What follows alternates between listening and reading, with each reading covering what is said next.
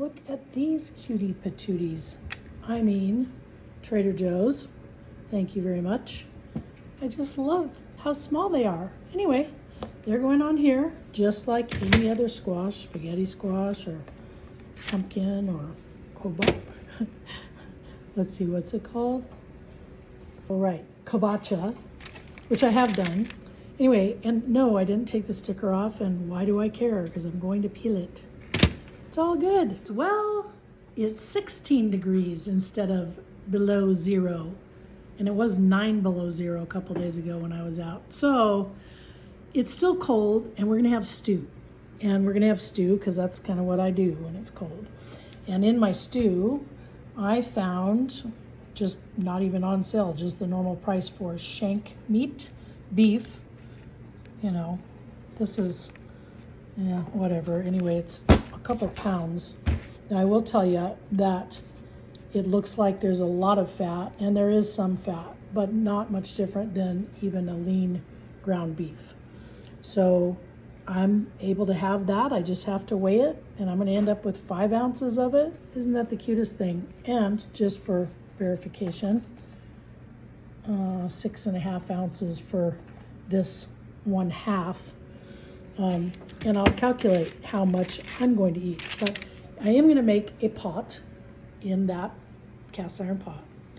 And it's gonna be really good, and I'm gonna add a lot of other things. Guys, I always say, rinse your meat. Doesn't matter what the meat is. Rinse it, put it on a paper towel, and then we can see. So there's a bone in both of these, right? So that's gonna even give more flavor. So I'm gonna pat them off, season them up, and show you how to cook them. Okay, everything's coming over like I always do. Bring your food close to where you're cooking. I don't need to add any oil to the pan. And I want to hear a big sizzle. And that's pretty good.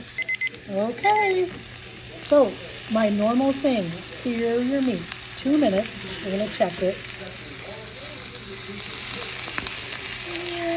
Well, yeah, it looks pretty good. So here's the deal, because the bone is there, this little part can't make connection. That's okay.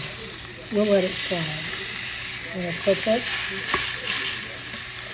and flip it. And it seals in the juices. And the juicy, yummy meat is what we're looking for.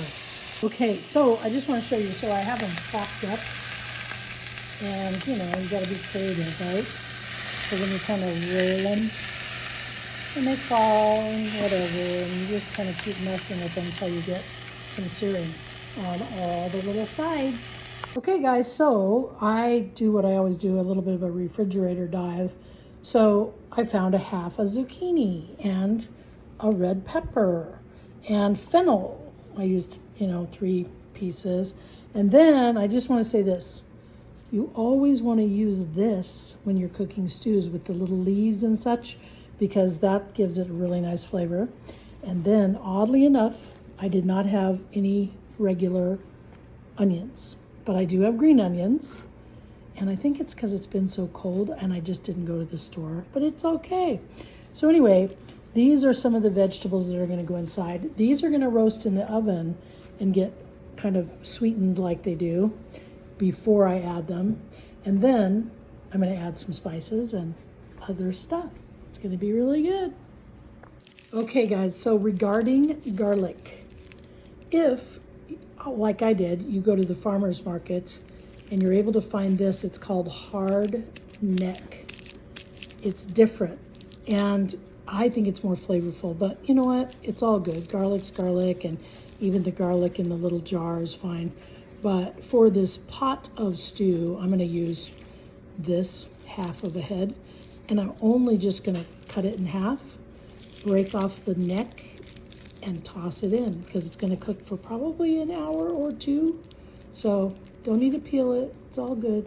Okay guys, so now it's time to flavor the water. So this is about a teaspoon of thyme, dried thyme, okay? And then I happen to have fresh rosemary that I had purchased for a different recipe, and I'm gonna put both of those sprigs in there.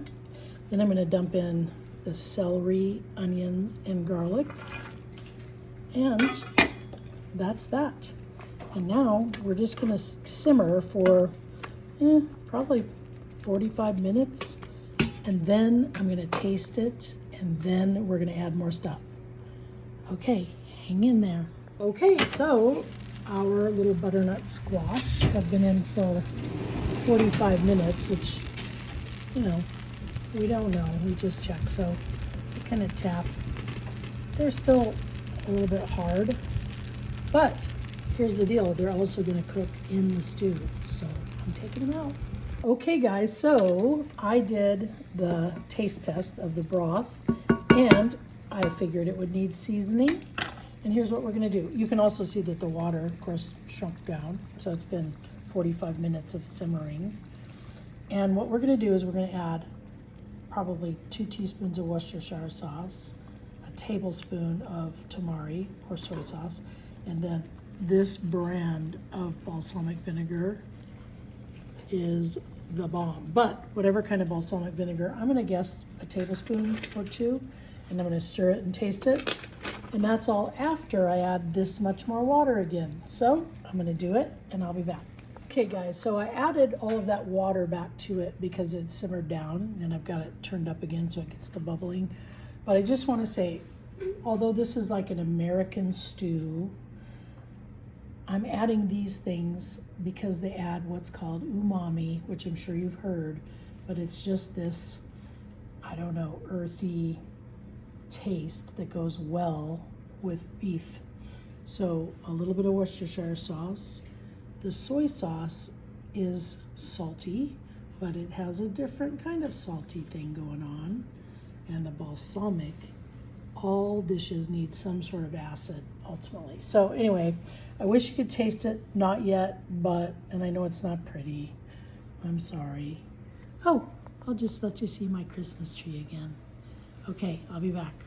All right, so these have cooled to the touch, right? And I am gonna see if I can just peel them. And sure enough, I can. Now, if you want to get out something to peel it, you can. But anyway, I'll finish this up. I'm gonna cut these into little cubes. I'm gonna add them and all of these things back to the pot, and we're gonna go another half hour, and we're gonna check it out, taste it, and see what happens. Oh, I forgot to tell you. So I always cook squash with the seeds in it.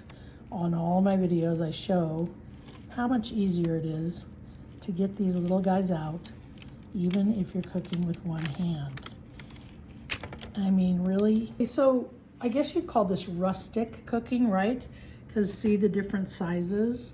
I mean, it makes no difference. I personally think different sizes and things, this has already been cooked, so it's not like you have to have exactly the same size pieces. I'm just saying, I think I like to eat it better when there's more choices. All right, so it's gonna be that everybody in the pool thing with my favorite bench scraper tool. And I'm just telling you, any kind of vegetables that you would want to put in this stew could be fine. But in my case, I'm not going with, you know, traditional things like corn and potatoes, because I personally don't want to have the extra carbohydrate and sugars in my body on my healthy journey. But you could do it. And if you were going to add them, you would add them now. Because now we're gonna go, maybe a half hour. We'll see. We'll just check it. Ultimately, like I mentioned, because we have this shank meat, which comes from a working muscle, right? It's a leg. Any working muscles are going to need a slow, long cook. Just remember that. A tenderloin, which just rides up at the back of the cow, or steer, I guess you'd say, can't go very long or it will be completely overdone. So anyway, yeah, it's gonna be a 2-hour cook probably ultimately. I'm so excited. It's gonna be good. See ya. All right, guys, so I didn't tell a lie, but my husband might have heard me say no potatoes, and that didn't go over well. So here's the deal. I put them in now. And guess what also? Because I am not craving any kind of potatoes and such, I'll just serve up my meat and my vegetables, and he can have all of the potatoes, and everybody's happy. I'm just saying. I took the meat out, and it actually, my timer hasn't gone off, so it's probably been another half hour, but you can tell how it's separating from the bone, and I can probably just tell it's got a little while longer to go. It's not quite tender enough. But when you hear in a recipe, adjust the seasonings, taste and adjust the seasonings. So the same seasonings are sitting right here. And I did taste, and it needed a little bit of everything again. So again, another tablespoon of each, basically.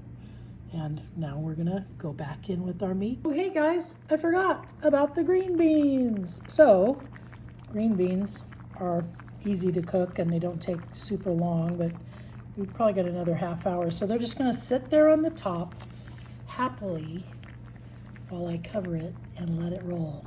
So I have taken the meat out. And unlike before when we took it out, now it's literally falling off of the bone.